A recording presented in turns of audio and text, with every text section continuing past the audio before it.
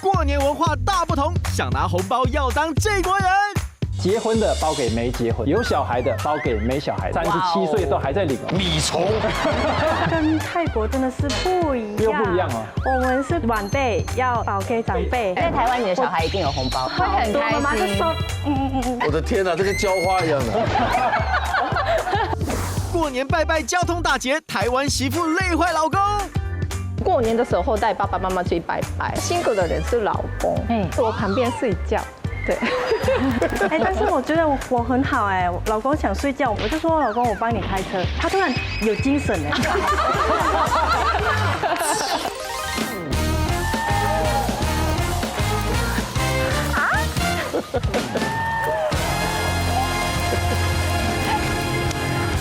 欢迎收看《女王大人》。晚安，你好，恭喜恭喜恭喜陈哥，恭喜恭喜！哎呦，下礼拜就要过年了，真的就要过年，好快啊！说到过年，你最期待什么？当然最期待就是一家团圆吃年夜饭喽。许久不见的亲朋好友、至亲好友大家一起聊天、喝酒、吃饭，把酒言欢，闲话家常。聊得晚了以后呢，还可以一起吃晚饭。刷1350制作人，他偷自入。半筋半肉的牛肉面怎么了？啊，要急什么呢？都要过年了还抓这么勤？好厉害哦！你真要抓？昨天晚上没睡好，你帮我抓一下。你说真的抓吗？真的抓。那你呢？你过年最期待什么？跟你一样吃团圆饭。但是去年我吃团圆饭的经验是有一点诡异啦。诡异？对，怎么这么说呢？事情是这样的去年我们全家族是去姑姑家吃年夜饭。我姑姑的女儿就是我表妹她当时正在美国工作。我姑姑不希望她缺席嘛，所以就空了个位子，在桌上摆了一副空碗筷，然后桌上立了一个平板，上面有我表妹的大头照。那因为美国有时差，大家就一边吃一边等我表妹上线。这画面是不是有点庄严是吧？哎呦，因为是过年嘛，大家不想坏了气氛，说一些触眉头的话，所以就先在那边尬聊嘛。还好，后来1个小时之后，表妹上线了。上线？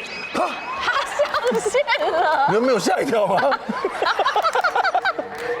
有一点小惊吓，但是就不尴尬了。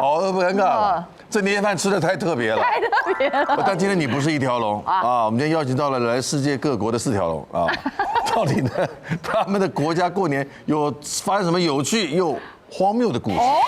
欢迎他们出场，介绍第一位，来自马来西亚的祖雄，欢迎祖雄，欢迎来自泰国的小玉，是有个来自日本你姐姐润子，还有我的姐妹姐妹。杨雅竹，好美，欢迎大家，哇，新年快乐，新年快乐！我们今天来聊聊开心过年的内容。好，来第一个环节，开心过年好欢乐，我的国家过年真的很有趣哦。我的有趣就是赌博。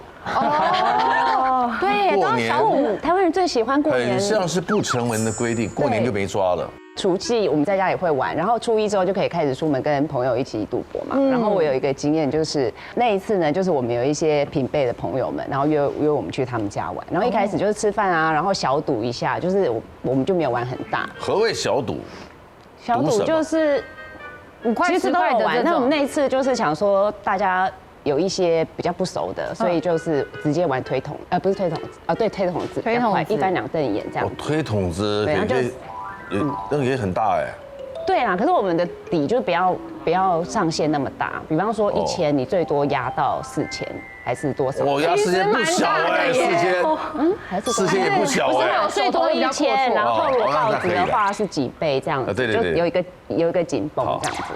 然后后来玩一玩，然后大家都很有气氛然后喝点小酒，结果大概没隔多久之后，就有一个前辈来了这样子。然后想说前辈，然后他就跟我们大家寒暄一下，就说你们在干嘛？然后我们就说我们在玩推筒子，你要不要来玩？这样，他说好，然后他就拿了一叠钱出来。我想说，哎呀，一叠现金吗？对，然后我就想说，因为其实过年长辈都会带现金，因为他们其实有点想要发红包。拿新钞嘞。然后我想说，哎，太好了，有人要来发红包了，善财童子来了，他就直接说，来，我直接做庄，然后好像让他玩。他那天刚好运气可能也不是太好，或者是他其实就是有点想输，所以他前面一开始就是1、2下他就把他那叠钱已经输光。你那钱目测有多少啊？好几万，几万块，应该有啦，绝对有。对，输光了。然后后面呢，他就开始跟我，因为他没现金，他也没办法去领，所以他就开始跟我们小借一下，比方说跟他借个1万，跟他借个1万，借，这样最后也快没有了。他说不行，我要找救兵，所以他就打电话给他的一个朋友，然后找他来，然后他又比他再更资深一点，又带更多钱来呢，他就拿了一叠钱给他，然后他就说那你要不要玩？这种行动就是比他的那一叠再更多一点点，一次就10万20万了，好狂哦。他来了之后，他就说：“那你要不要直接玩？”然后那个厂说：“哦，我不会玩，我看你们玩就好了。”他就站在旁边看。我真的不夸张，自从那个前辈来了之后，他再也没有输过。他不止把他的钱赢回来还他之后，他还把我们的钱几乎都快赢光了。然后后来我想说，靠，怎么会这样子？我想说不太妙。可是因为很多人都已经不太想玩了，因为他已经赢到，就是大家已经有点觉得莫名其妙，你知道吗？想说不是要来发红包的吗？财神爷来了。对，然后后来大家就说，好了，差不多了，结束了，我们就喝酒聊聊天这样子。然后他就说好。然后因为我最后也有输，但我大概剩这样子。然后我目测他呢有我的3倍，但我不知道多少。可是他就跟我说他要跟我对赌，我想说对赌，他说1把决胜负。我想说要发红包也不是这样发的吧？那我怎么会不跟他玩？这个如果我赢的话，等于说我可以赢他3倍我的钱嘛。然后我想说我赢他，如果我两个人修黑只是输你的本而已嘛。我输我那一叠，但是我可以赢3倍。可是因为我那时候觉得说发红包的长辈一定不会跟我拿钱。然后我想说，那我一定要跟他赌，然后我们就说好，然后就最后1般2类打开，我输了，然后他就说哦好，那我走了，把钱拿着，就好了。这是对那个长辈很欢乐的过年吧？对你没有很欢乐。哇，他怎么下这个狠的手？我等一下结束可以告诉你他是谁。陈哥认识的人哦，一定认识。但我觉得这个经验还是蛮有趣的。我这下重手啊，这个。因为这个就是我觉得台湾才会比较有这种文化，就是我们过年很敢赌，然后很敢发钱。那我这个刚好是没被人家发到钱的故事啊。但是我觉得好像但还好，过年赌这个就不伤感情啦，不伤感情啊，真的只有过年才会这样子玩。对啊，我们那边过年也赌得很凶哦。但是我觉得一些游戏都还好，但是最可怕的游戏是射龙门。射龙门太可怕了。我听过了，翻出2张牌，他们2个就是门。这2个门呢，它的号码是你只要抽到，你再翻下一张牌，发这个牌，你要这张牌，我要开出个牌，这2个中间的，那里面有多少钱就拿多少钱。包含在这中间。所以大家抵住每个人，就比如说我们15个人堆，每个人丢100，这下面就1500了。丢1500，然后到这边翻了一个3。一个10，我要不要赌中间？你会不会赌？全会啊，会赌吧？会。全部。里面多少钱？1500放去1500就丢进去了。丢进去，我射中了我全拿。我没射中了，下面变3000。哇！撞柱就是你翻到的就是3，撞柱。那撞柱怎么样？撞柱就 double 啊，所以1500再补1500，所以下面变4500。然后我们有遇过那种连续3把4把撞柱的，但是一下子能挣到几十万，底池就变几十万。最气的是你拿 A 拿 K， 然后还撞 K。我们的玩法如果是 A 跟 K 撞柱是3倍，你看，因为那个几率太低。所以我中间如果有1万，然后我撞柱，我就要再丢3万进去。没错，对。所以如果连续2、3把撞柱，就是几十万了。有画面了吧？哇！没有10块玩到。小玉知道吧？小玉听得懂哦。有看过，但是我不会玩。就这么简单。所以最后那些射龙门到最后都是开支票走，都是开支票。确定这样有小赌怡情吗？润子听得懂吗？这个游戏？因为呢，日本女孩很乖，所以我们不会赌博。收了出去，帮他叫车。哇，姐妹在那边 gay 拜样子，跟我也蛮像的。因为我一开始在台湾的过年还没有习惯，因为在日本没有过年嘛。那我们只有你们是过1月1号？对，1月1号的。你们放几天假？差不多1个礼拜。可以放到1个礼拜。对，蛮久的。然后呢，我们的过的方式是比较安静。那天我们晚上在家吃荞麦面，然后呢看着红白歌合唱啊，然后到了12点那个跨年的时间的时候啊，就外面听到了那个寺庙的打钟的声音，这个是日本的传统文化。钟声，对，这个声音，那都是那个108次的打钟，108次，好像是这个有意思哦，好像是人的那个烦恼什么有108个种。哦，佛教的烦恼有108种，所以敲钟就是要消除烦恼了。所以呢，我那个听了这个声音就睡觉，大家去睡觉。那这个有新年，这么早睡啊？对，这个就新年的气氛呢。你们到现在还在看红白歌合战吗？然后已经这个是12点结束，对，就没了。对，没了。然后不会叫12点结束出去玩呢？没有，不用，也没有什么放烟火，什么都没有，没有，太安静了吧？对，比较我们重视的是传统的方式的那个过阴间新年的感觉。阴间的新年哦，迎接啊！谁要专心过阴间的新年啊？阴间也有新年哦，迎接，我们也是去拜拜啊。对，神社啊，神社祈福这样。还有我们新年的时候，大家都打麻糬。哦，对，麻糬，对。对。哦，真的是，那真的是米哎。米，所以糯米。用米哎。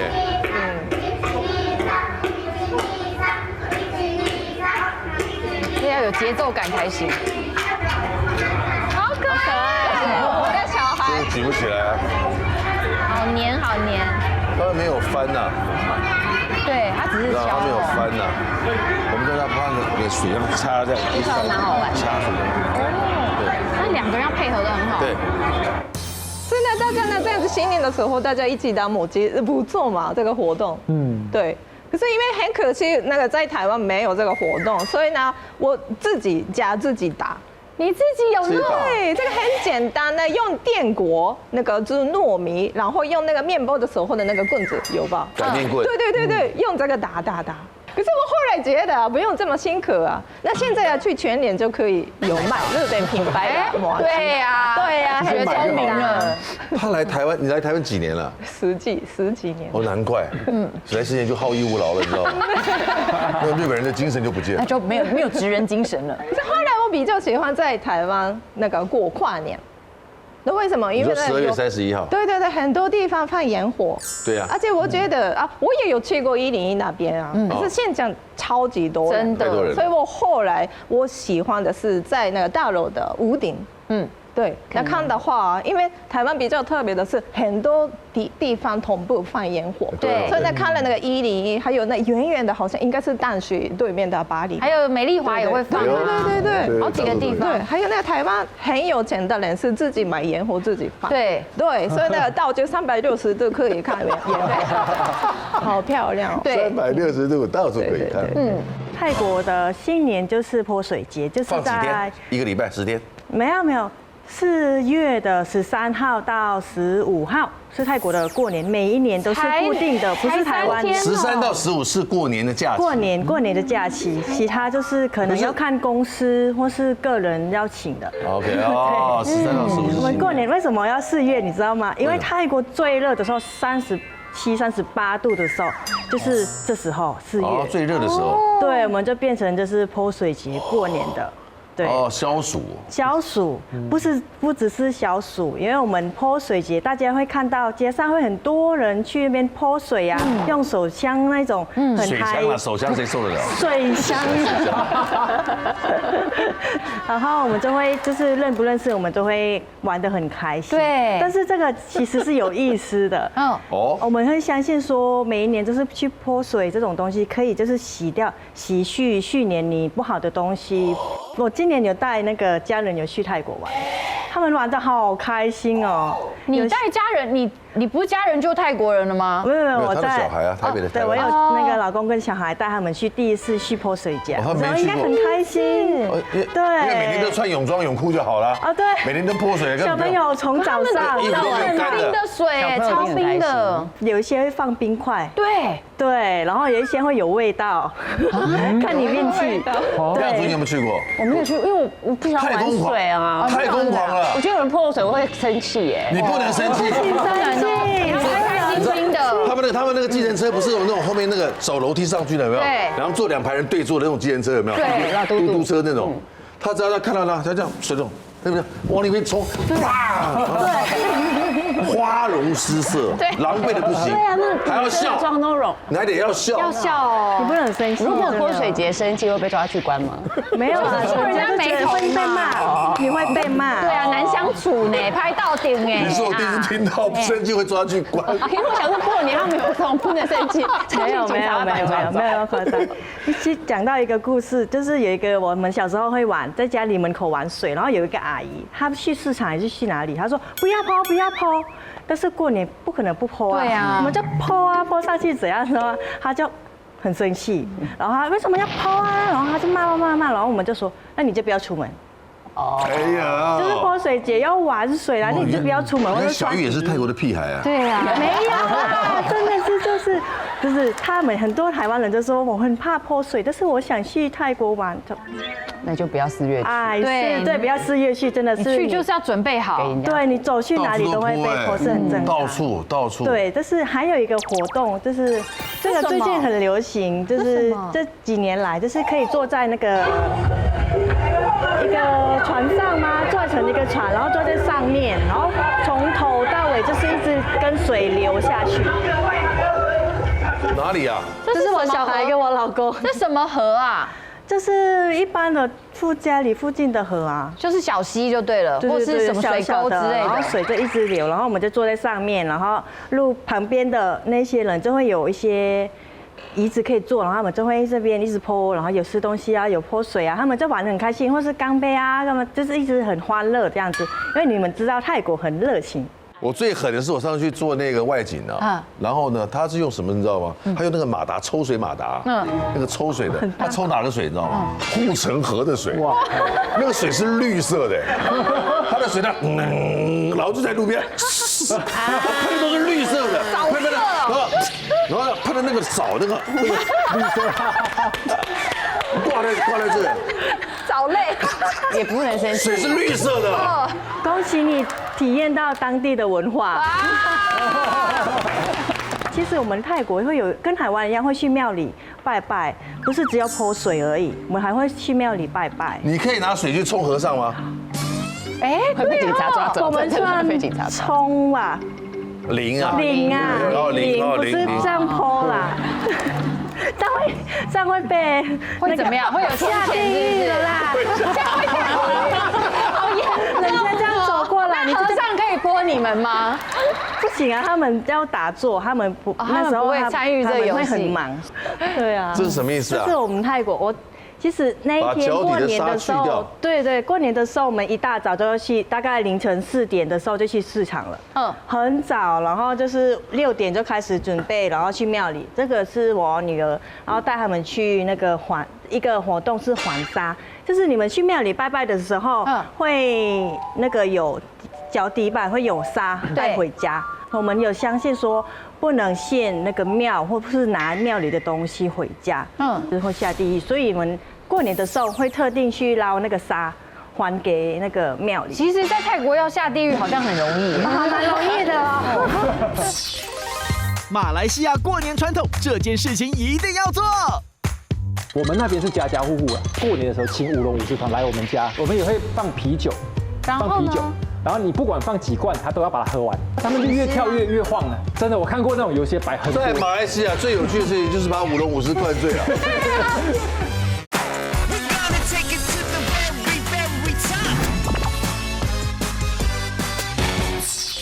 在泰国要下地狱好像很容易，蛮容易的哦，蛮容易下地狱。这是带沙还给庙里的100种在泰国下地狱就是还沙，对，应该是算还沙。哦，你们要去庙里面拜拜？对，庙里拜拜，就是从这半天啦到12点，我又带女儿去体验，我很怕她会坐不住。半夜12点。没有到半天就是到12点。要坐多久？就是6点嘛，6点到12点。他坐得住，我也好奇会不会中间直接回家。他是坐得住，我女儿就是她就这样坐，台湾人很多人就不会这样做，这样子脚会麻，对，脚会麻会很酸。没有，他从头就是这样跟着拜，我说哇，他真的很不错，对，有慧根。我女儿小的就不行，小的脸很重。对呀，小的太小了，她一直哭哭闹闹，很多。后面那是你妈妈是后面那个？亲戚，亲戚的，对对。哇，是家族旅行哎，对，什么都是女的。到时候那时候呢，去的时候就会很多各种的村里面的人全部都会集合在那边，好像就是聚会一样，大家会问东问西，就是。还蛮热情，然后就是很欢乐。你2个孩子会讲泰文吗？姐姐会，妹妹就说：“妈妈，你不要再讲泰文了，我听不懂。”来泰国拜拜的影片，我们来看一下。哇，大家听好多热闹。这是发糖果吗？没有啦，什么？那些贡品。贡品，这跟台湾一样。对，跟台湾会有贡品，就是放在那个。桌子嘛，然后会带回家，但是我们不是，会直接就是供给和尚。对。过年的行脚来到了马来西亚。对，马来西亚就是华人很多嘛，所以大同跟台湾其实大同小异，但是我要特别强调那个舞龙舞狮，因为舞龙舞狮我们是好像连续拿了很多届的世界冠军。真假的？真的。所以我们台湾的也很强哎。台湾也很强，但是他们是对手，但是马来西亚好像有连续拿了好几届，就近年来好像是马来西亚比较强。所以也是带起这个舞龙舞狮的文化。所以过年的时候呢，几乎是我们那边是家家户户啦，都在家家户户，几乎我那一整排，因为我们是住那种像后天的，我们就会在过年的时候请舞龙舞狮团来我们家，然后他就在我们家外面跳，对，他就跳会采青，然后我们就是会放那个杆。放那个碰杆在外面然后橘子，对，他就会把那个橘子把它全部拔开来，然后用那个橘子的一半去摆出，比如说金玉满堂啊，还是什么，他就会好厉害对，他就用橘子的肉，对，橘子的肉去摆出那个字出来，所以就要花一段时间。他除了在你家，我有你说用他那个狮子嘴去摆吗？对，你看前面那边有一盘呐，一盘那个盘子上面就会有青菜，你们家好大哦。对，然后就会有那个碰柑。对，然后还有一点就是，我们也会放啤酒，然后你不管放几罐，他都要把它喝完。你这样那个狮头会醉的。对，所以而且他们是从早上一直要跳到晚上啊，所以他们讲最难的其实不是那些东西，是最难是一直要喝酒，就是你在那边放几罐酒。你有看过喝醉的那个？有啊，他们就越跳越晃啊。对他们来讲，最大的挑战就是要在一边喝酒，然后一边还要一直跳。对啊。真的，我看过那种有些摆很多。在马来西亚最有趣的事情就是把舞龙舞狮灌醉了。请问这样请一个团来表演一段，这样是大概要花多少钱？如果是家庭的话，一般我们的行情价好像是我想想，大概3、4千块台币到6、7千不等。但还是要发红包吧，另外再发红包，要另外再发红包。那如果你是做生意的，他大概就1万块起跳。他是只有马来西亚华人会这样子，对不对？对，一般马来人不会。马来人不会。对。我们看他舞龙舞狮，他那个整个动作跟台湾这是喝酒前还喝酒后了？这个是应该喝酒前吧？好，来，请夫人。你看，还有。对点。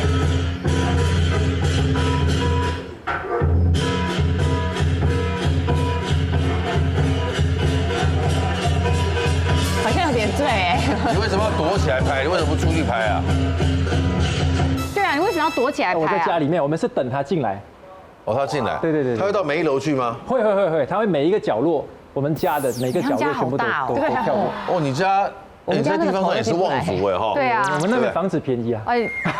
家里有人做拿督的，是不是？栋3层楼的才多少钱？我算一下，1000万，1000出头台币。哇！1000万出头。这个真的。这个你帮我买一个好不好？是1000万，不是1000块。掏口袋干嘛？掏卡呀！我掏无限。还有一个特色就捞生。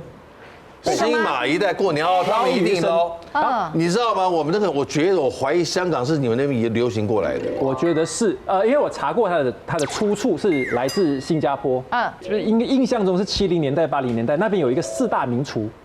然后他们就是要设计一道当地的特色菜，他们那时候就用了7种颜色的蔬菜，其实最早叫七彩鱼生，现在这个是比较近代的啦。近代的话，像我们在吃10香菜，它一定有鲑鱼，因为鲑鱼是红的，对，然后生鱼片上面一定要有生鱼片，对，因为捞鱼生嘛，捞鱼生，对，然后7种颜色好像都各自有各自的寓意，然后这个颜色再淋上一些花生粉啊，然后那个脆饼啊，所以你在那个梅酱，对，梅酱，然后你在吃的时候越乱越好吗？还有那个口感，然后在最有特色是你一边拌的时候，一边讲吉祥的话，对，然后我们都会越捞越高，越捞越高，步步越捞越疯狂，风生水起，然后就会讲这些好听的话，换啊，哎，对，就换啊，就是发大财的意思。有一年的时候，因为那个疫情，我没有办法回家，然后我们就一群马来西亚的朋友聚在一起，在一个夜店哦，我们还是一样带了那个鱼生的礼盒，在我们的夜店那边捞鱼生，他们有卖捞鱼生，已经有帮你配好了，对，你直接拆开来放那边，它集合起来，酱淋上去，它就开始捞了。一边捞鱼生一边喝酒，它就是一种仪式感，好棒哦，也就是一种仪式感。还有一个就是因为我们家也是一个大家族，我的外公外婆有10个小孩，然后我的爷爷奶奶这边有7个小孩，哇！所以过年的时候一聚，你知道几乎每一个都有小孩。年夜菜怎么吃啊？对，所以这就是学问来了，因为最方便吃的就是火锅。因为火锅你就不用一直去炒菜啊什么，它就是打冰篓啊，一锅一直煮。我们从大年初一一直吃到大年初7。你说火不熄的？不熄，直接开着啊！真的。因为我们点光明灯一样啊！对，因为我们人太多了，你知道吗？桌子才10个位，我们30-40个人怎么吃？就是你吃完，那厨房一直在煮，然后是他们后面只要负责切菜啊，切，备料，只要准备汤头往里加料就是对，加吃饱了起来后面再补，越煮越浓哎。初期那个普林有多高？对，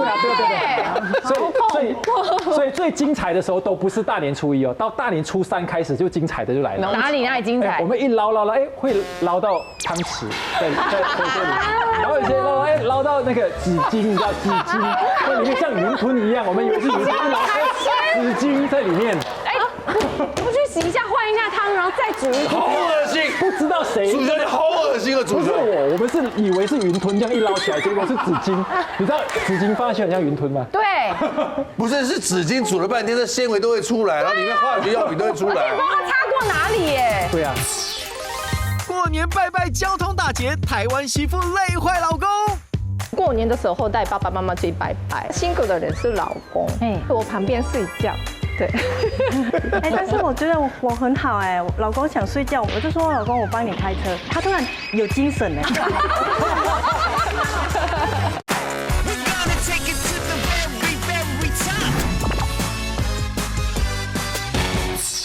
纸巾煮了半天，这纤维都会出来，然后里面化学药品都会出来。不知道它擦过哪里耶？对啊。所以我就不知道是谁那么缺德，然后有筷子，有汤匙。哦，这个比你们的泼水节的水还脏啊！这个。对啊，你们的水还脏哎。这个铁质应该很高哦。老婆有跟你一起回去过年过了吗？有。他习惯吗？他这么一大家子，然后这些他都习惯吗？他觉得蛮热闹，是蛮热闹。那他也有捞过汤匙跟纸巾吗？有啊。乌克兰的过年干嘛？乌克兰有一个，刚才他们讲那个。他们不是你说泼水去去掉你的去掉不好的东西。他们有一个是1月初，因为他们是过1月1号的嘛，他们会在那个冰河上面开一个十字架，因为他们80%以上都是基督教，他们就请牧师来在冰河上面开一个十字架，然后下去洗澡 ，Oh my God， 然后那一天就可以洗掉你过去的罪孽。你所有做过的坏事，只要你当天跳下去洗都可以。我的天哪！所以他们是排队去洗的。因为那个室温多少？那个温度零下30-40度吧。而且他们是坚信当天，因为有牧师，有那个。如果够坚强，就能洗掉过去的罪孽；不够坚强，就洗就过去了。看是哪一个先过啊？而且这个就是法会。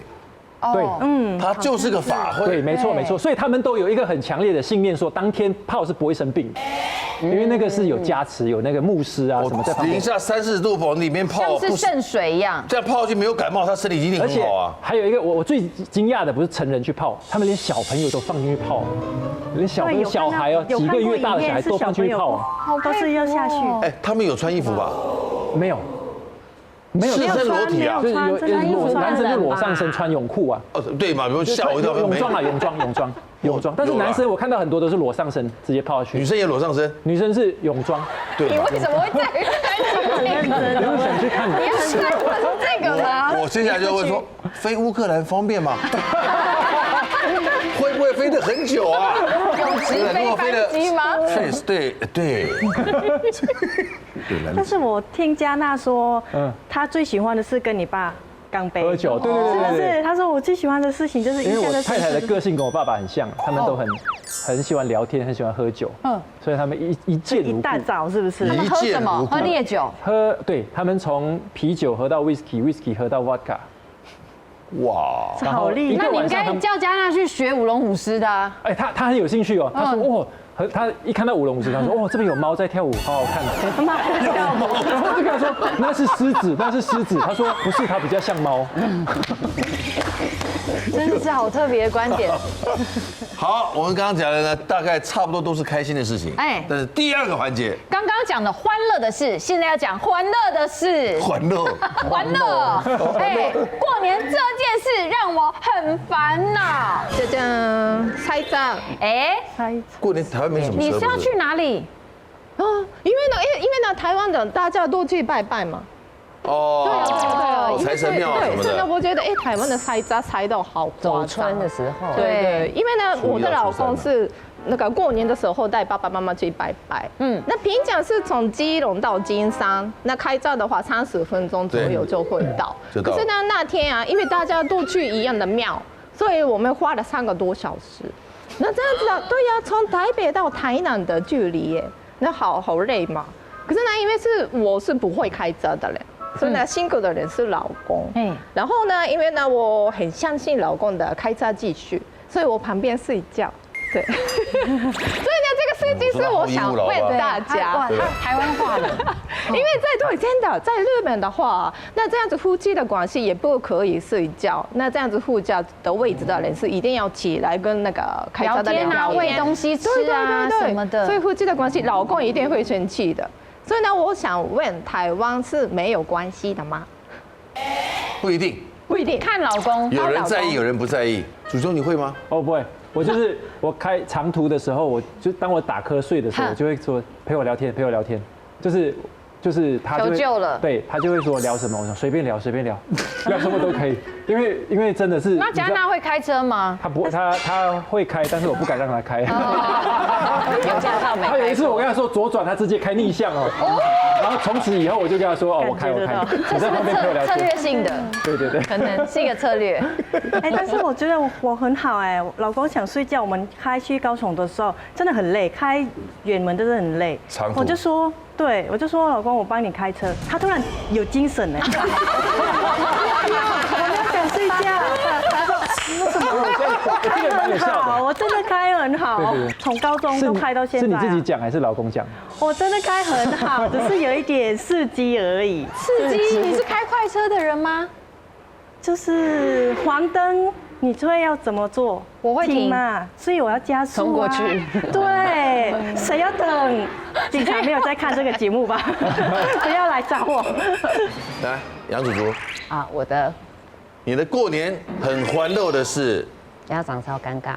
你要见家长？不是这个类型的，就是我们过年的时候一定会被问说什么时候结婚，有没有男朋友，有没有结婚那一类的灵魂拷问。对，然后刚好有一年过年，就是我那时候真的还有男朋友，然后我就想说，那看家长要不要碰个面，因为我这个男朋友他是欧洲人，然后他爸妈没来过亚洲，然后说刚好过年看他们要不要来玩，因为我们刚好都休假，然后自然而然就跟我爸妈碰面一下。所以那一天呢，我们初一吧，反正我们就约在外面吃饭。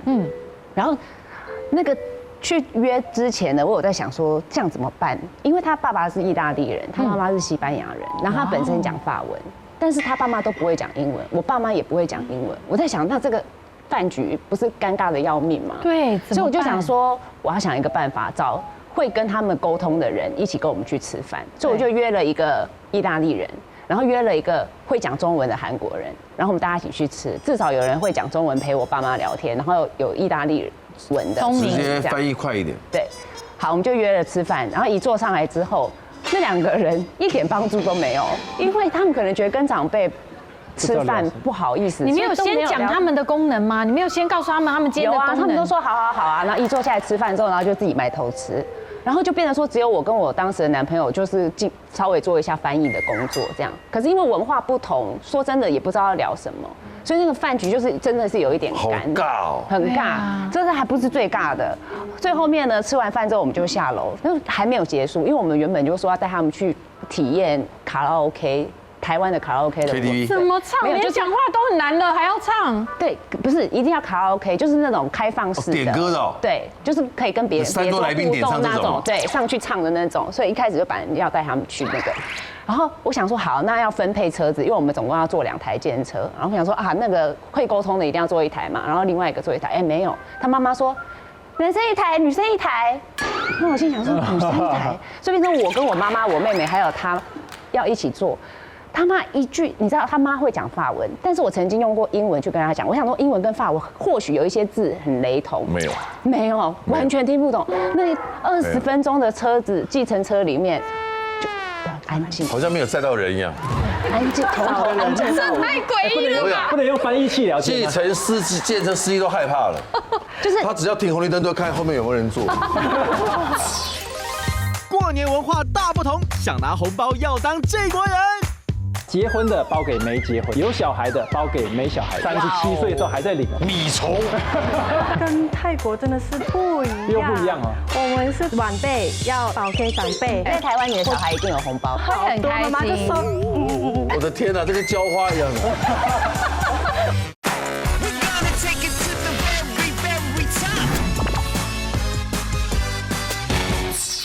计程司机都害怕了，就是他只要停红绿灯都看后面有没有人坐，很恐怖。你知道那个不说话的气氛是真的是没有办法形容的那种。而且你刚刚有讲对，不能用翻译器。可是那个是10年前的事情，那个时候我们还没有把它连在一起，说哎手机拿出来真的。那个时候我们还没有去联想到这件事情，所以从头到尾就很干。好，干到那边之后呢，想说可以唱歌了吧？至少就是喝了酒之后可能会。放下一些，比较自在一点。这时候又来了，他们也不会唱，然后我爸妈上去唱，然后我们就在那边听，然后就这样笑，然后就尬笑这样。然后那个时候是做一个么字形，然后刚好我爸跟他爸是坐在2边的么这样，然后他们只要一对到眼就，亲亲亲亲，然后亲亲亲亲，然后那个晚上就只有2个字，亲亲亲亲。好不容易那一晚结束了。然后就回家睡觉。隔天我起来下午的时候，我看到我妈在弄菜，我说怎么了？为什么要煮菜？她说我昨天就是喝的有点嗨了，我就约他们来家里吃饭。我说妈，你不要闹了，好不好？你接受。然后叫他们5点多，就真的准时来了。然后整个晚上灯又开亮亮，人家家里的灯那亮亮，又是一片死寂，又来了，亲亲亲亲还没结束。到很晚，然后终于就是，其实他们想走也不好意思，然后我们台湾人又是那种很好客，然后就想说也不能说，哎，你们要回去了，你们什么时候回去了？不会留下来过夜吧？没有啦，就是弄到可能10点多吧，就是真的是不合的人，真的不要把他们硬凑在一起。你觉得这个事件的发生，有让你对于要跟这个人走长远路会有退却吗？那个时候是不会啦，可是我会觉得说，不要硬把他们带到我们的文化，因为他们真的不懂。不勉强，对，就是时间短还可以了，不要真的住在一起，住在一起就麻烦了。我那时候小孩满月的时候，我的岳母那边是有过来，我爸爸妈妈也有来台湾，他们就住在我家，都全部住在我家。你家那么大？勉强挤得下，然后也是一样啊。我觉得吃东西是最大的问题，因为我爸爸妈妈才来4天，所以就是以配合他们为主，我们就全部都吃中餐哦。然后就一直问他们好不好吃，他们都说哦好吃好吃好吃，然后都没吃，对，他们就表面应付一下。我爸爸妈妈一回去哦，我一拿那些食物出来，他们全部不要吃了，不要吃饭，不要吃。我爸爸妈妈还很热心，你知道，问他们好不好吃，他说好吃，哎继续煮。我爸爸就煮了什么那个什么麻油鸡啦，什么这些啦。我爸爸煮太多这些，我爸爸都煮了全部的菜哦。我爸爸要回去之前，他还讲哦，怕他们明天没有东西吃，还煮了一大桌。客气了，很多习惯啊、文化都不一样，对不对？这实在应酬是很辛苦的。好特别的过年。我也觉得那个这样子去那个喝酒的时候啊，当翻译真的很尴尬。因为呢，以前呢日本的那个老板来台湾的时候啊，那去那个台湾的 KTV 是可以叫漂亮小姐嘛。然后呢，小姐都去华灯初上，你都去哪里啊？都去前叉啊、好乐叉那种都没有呢。然后呢，他们因为呢需要翻译，那所以我中间当翻译嘛。可是呢，那个小姐啊，小姐さん她可是呢她也不会讲日文，所以那个我帮忙翻译啊。那老板很帅哦，那个社長かっこいいって言ってますよ。那他也说，那你也很漂亮啊，你好漂亮。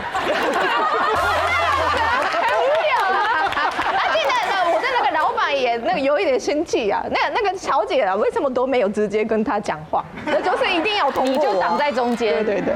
那你就故意去上厕所嘛，你就让他们聊啊。所以我现在1点离开了。你早就该离开了。我来讲一个烦恼。荷包大事情，是赌输了？没有，不是，除了赌博之外，还有另外一个是红包文化的问题啊，红包。因为我来台湾之后才发现说，虽然都是华人，但是我们的红包文化还是有不一样哦。你们没包吗？有包，但是谁包给谁不一样。我们那边马来西亚的规定是只能长辈包给晚辈，我们没有晚辈包给长辈。不用包给长辈？没有，我们那边就是相反，就是跟台湾好像是恰恰相反，就是只有长辈可以包给晚辈。然后结婚的包给没结婚的，有小孩的包给没小孩的，大概是有方向，大概是这几个框架。所以比如说我在去年，我还是一个没有结婚、没有小孩的人，所以我都是还是在领红包哦，我领到37岁都还在领哦。米虫。可是根据我们的文化，我就是可以领红包。而且最妙的是什么？我弟弟还要包给我，因为我弟弟先结婚先生小孩，所以我弟弟还是包给我。你说我拿了我弟弟小孩4岁，你好意思收下哦？就是按照规则来说，我还是要收啊。所以我还拿。等你也结婚有小孩的话，你们今年才是第1年。那你跟你弟弟是互包吗？还是什么？我们都包给对方的小孩。如果像是我们大家都有小孩，就只要包给小孩。其实这样也不错哎。而且他这样一结婚之后，你知道他会损失多少钱？没错。而且我们是大家族，你知道吗？我们那个30几户家人这样加起来，很可怕。那你就不要回去啊。因为我小孩还没有，你只好再多生几个。还没有去过马来西亚，你知道吗？还是要带他回去，而且他刚好今年要回去办抓周，刚好足岁回去办抓周，所以今年是闪不掉的。台湾媳妇过年烦恼，在地人建议更可怕。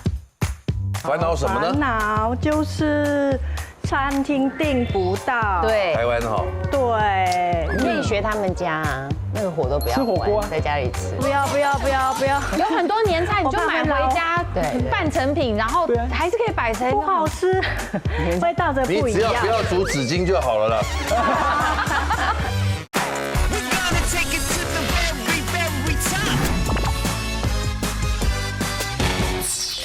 今年要回去办抓周，刚好足岁回去办抓周，所以今年是闪不掉的。钱要代购，但是我算一算哦，对，要再多生几个。对，没错，小孩越多就是赚钱，小孩赚钱，小孩多的就赚钱。对，你有算过你这样子？对，就是好几万，至少是好几万。包不到5万块还好啦。那你有包给岳父母过吗？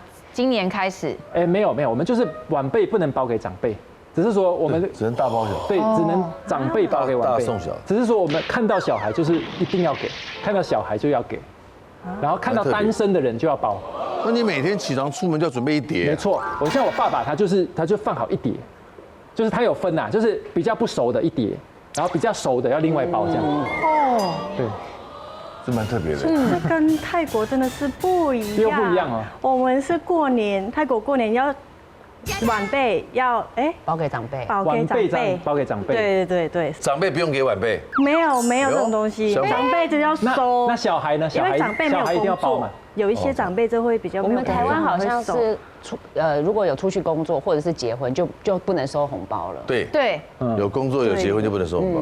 有小孩可以拿。小朋友没有红包啊，我们泰国没有。小朋友没有，就是吃一些饼干，过年的饼干啊。那就不用生小孩了。对，我想说你知道在台湾生在哪里很重要，对不对？你在台湾，你的小孩一定有红包，对不对？对，收好多，妈妈就收，算钱。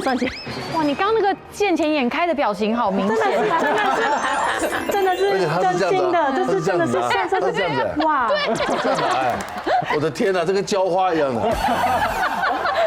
真的，我就是这样子。你有把它存起来吧？有存起来，因为我老公在旁边说，那不是你的，存起来给小朋友。所以我老公没说这句话，你就会。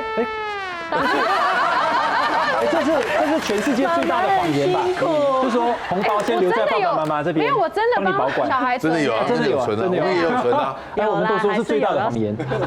小玉过年头很大，什么事情？好欢乐。烦恼什么呢？烦恼就是餐厅订不到。对，台湾哈。对。台湾这几年实在，大家没有不想做饭了，你知道吗？嗯。过年都吃外面的。嗯。也是。平常就吃外面，不要说过年了。过年，我是第一次来台湾，就是过年的时候，我就哇，应该会很热闹。结果就是那时候大学的时候，就去外面的时候，全部一条街都关门。对啊，那个时候是这样子。但是我们泰国的时候会就是会算这个时间赚钱。这台湾真的是。可是那是以前，现在台湾也是没在休息，也都有开休2、3天而已。现在你们百货商场过年是正常营业嘛？哎，对，它有时间，除夕休，可能9点会打烊。除夕休晚上。可是那个人都是爆掉啊，对，真的很超贵。然后就是重点是真的很难订，所以我今年特别来问说，你们是什么时候开始订餐厅了？我们大概年过一半的时候就订明年的餐厅了。真的假的？真的假的？难怪我就每一年都订不到。如果有比较熟悉的，如果你有熟悉的餐厅，有些他就会在你年过一半的时候，比如6、7月开始，他就会问你说，你要不要订明年除夕的位置？学习来了，而且都会比平常贵1.5到2倍以上，贵一点，2倍套餐除夕夜的，你可以学他们家啊，那个火都不要吃火锅，在家里吃。不要，有很多年菜你就买回家半成品，然后还是可以摆成不好吃，味道的不一样。你只要不要煮纸巾就好了啦，湿纸巾。不要一边吃一边泼水。冰箱里面把那蔬菜水果全部都冰在那冰好，然后肉准备好。你吃当火锅吃很方便，但是过年会很忙哎。还好。你们也要大扫除吗？泰国？没有特别，没有特别。看家里。日本会大扫除吗？打扫家里？就是扫啊，把家里弄1号以前。对。他们是过1月1号，对，他们也要大扫除。马来西亚也有大扫要，可是，在除夕夜之前，在小年夜的时候，可能就要20哦，对，小年夜，小年夜可能就要年29、年30的时候，因为他的习惯还是蛮像的。对，过年对很多台湾人来说呢，可能1年当中呢是最重要的节庆了，应该算，有人放5天、8天、10天不等。不仅象征的是一个新的开始，同时也是家人团聚的温馨时刻。来，我们祝福大家舌灿莲花，蛇年大发。我祝所有的朋友，还有现场的朋友，蛇年富贵，舍我其谁。牛大人，明年再见。See you。谢谢嘉哥。